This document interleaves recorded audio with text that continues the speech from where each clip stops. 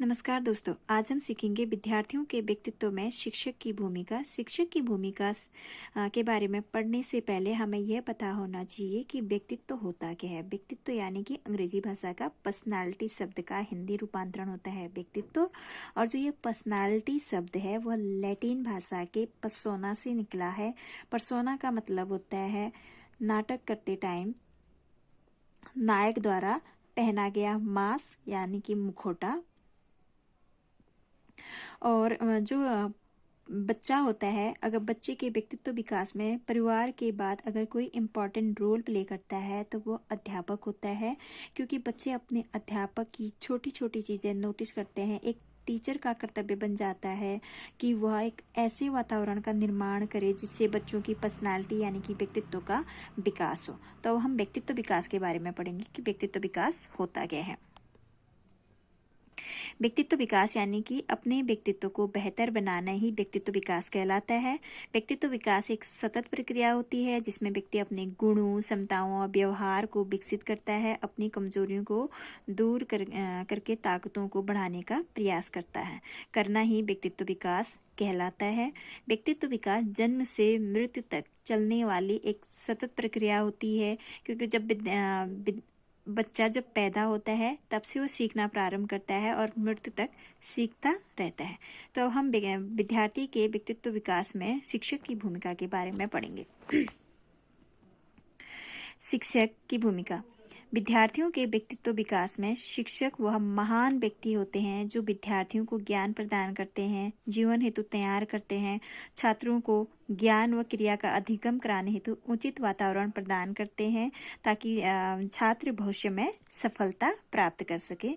और प्राचीन काल से आज तक शिक्षक को समाज के आदर्श व्यक्तित्व के रूप में स्वीकार किया जाता है। राष्ट्रीय शिक्षा नीति 1986 यानी कि NEP 1986 में भी यह स्वीकार किया गया है कि शिक्षक का स्तर किसी समाज के सामाजिक सांस्कृतिक लोकाचार को दर्शाता है। तो अब हम एक एक करके शिक्षक की भूमिका, विद्यार्थियों के व्यक्तित्व निर्माण में शिक्षक की भूमिका के बारे में पढ़ेंगे। सबसे पहला आ जाता है ज्ञान प्रदान करना। जो अध्यापक होता है वह विद्यार्थियों को विभिन्न विषयों का ज्ञान देकर बच्चों के ज्ञान का दायरा बढ़ाते हैं। ज्ञान के द्वारा दुनिया को समझने में मदद करते हैं। ज्ञान के द्वारा ही जीवन की विभिन्न चुनौतियों का सामना करने हेतु मदद करते हैं। नंबर 2 आ जाता है मूल्यों का विकास। अध्यापक विद्यार्थियों में नैतिकता, दया, करुणा व अन्य मूल्यों का विकास करने में मदद करते हैं और ये मूल्य विद्यार्थियों को एक अच्छे नागरिक बनने में मदद करते हैं।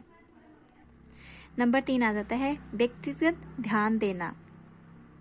व्यक्तित्व निर्माण हेतु जो अध्यापक होता है, अध्यापक का बच्चों पर पूरा ध्यान देना महत्वपूर्ण होता है, क्योंकि यदि बच्चे अध्यापक से प्रश्न पूछते हैं और शिक्षक को तुरंत उत्तर नहीं देता है तो बच्चों में यह धारणा बन जाती है कि टीचर हमें अनदेखा करता है।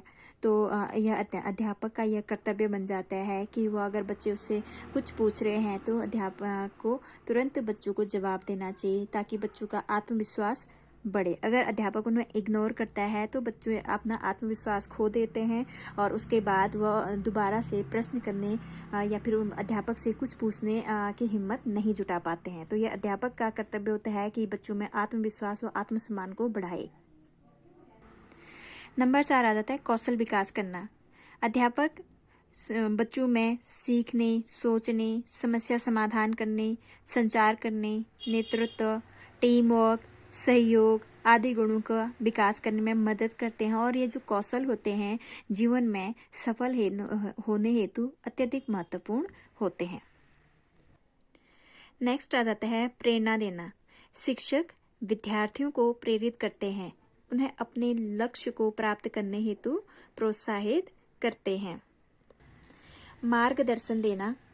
अध्यापक विद्यार्थियों को मार्गदर्शन देते हैं, उन्हें सही निर्णय लेने हेतु मदद करते हैं, व्यक्तित्व को जिससे विद्यार्थियों के व्यक्तित्व को आकार देने में महत्वपूर्ण भूमिका निभाते हैं।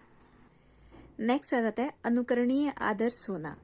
अध्यापक को अपने व्यवहार से विद्यार्थियों के लिए एक अनुकरणीय आदर्श होना चाहिए। इससे विद्यार्थियों को अच्छे व्यवहार व नैतिक मूल्यों को सीखने में मदद मिलती है। अगला आ जाता है अनुशासन।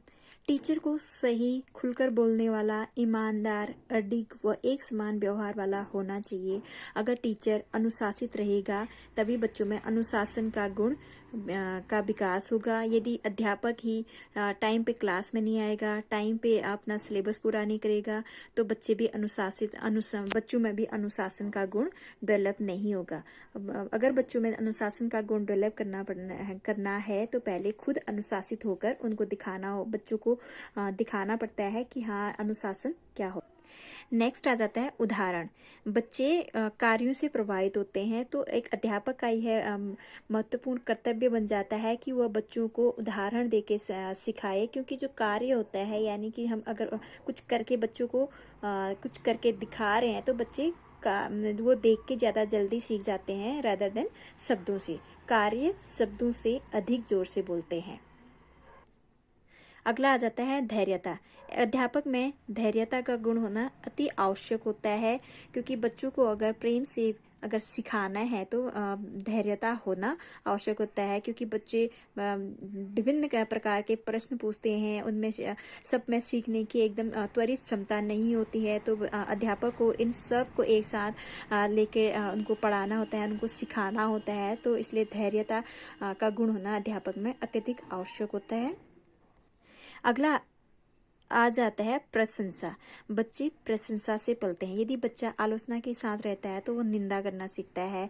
यदि वो उसकी प्रशंसा की जाए तो वह प्रशंसा के साथ रहता है, तो वह अपनी पूर्ण क्षमता से मेहनत करता है। तो अध्यापक का यह कर्तव्य बन जाता है कि अगर बच्चा कुछ अच्छा कर रहा है तो उसकी प्रशंसा करे, ताकि बच्चा और प्रेरित हो और अच्छा करे।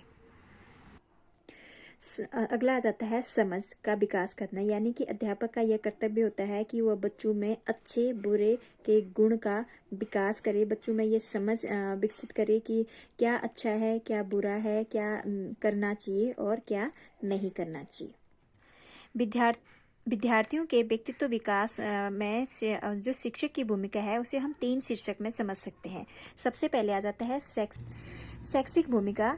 शिक्षक विद्यार्थियों को शिक्षा प्रदान करता है, उन्हें ज्ञान व कौशल मूल्यों का विकास करने में मदद करते हैं। दूसरा आ जाता है सामाजिक भूमिका। शिक्षक विद्यार्थियों को सामाजिक रूप से जिम्मेदार नागरिक बनने में मदद करते हैं। वे विद्यार्थियों को सामाजिक बुराइयों के प्रति जागरूक करते हैं, उन्हें अच्छे नागरिक बनने हेतु प्रेरित करते हैं, उनमें मूल्यों का विकास करते हैं, नैतिकता, दया, करुणा व अन्य मूल्यों का विकास करते हैं, ताकि वो समाज में एक अच्छे नागरिक बन सके। थर्ड आ जाता है शिक्षक विद्यार्थियों के व्यक्तित्व विकास में जो उनकी थर्ड भूमिका निभाता है वो है व्यक्तिगत भूमिका।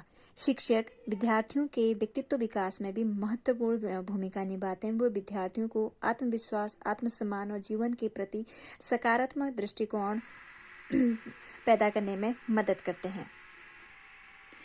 विद्यार्थियों के व्यक्तित्व विकास में शिक्षक की भूमिका को निम्न सुझावों के आधार पर और अधिक प्रभावित बनाया जा सकता है।